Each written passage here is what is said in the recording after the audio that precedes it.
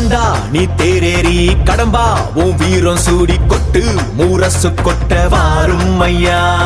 ஆறு படகில கோடி பேருல ஆறு முகனேவோ வீரம். கந்த பாத பின்னணித்தோ நடந்திருந்தா அச்சம் மிச்சம் இன்றி போகாதா.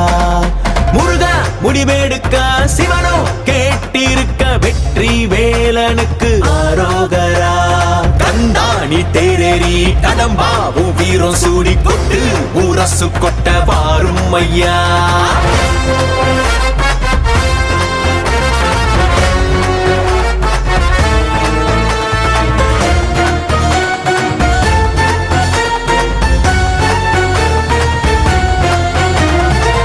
சங்கமே முதல் சங்கமா அண்டமெல்லாம் அறிய வச்சு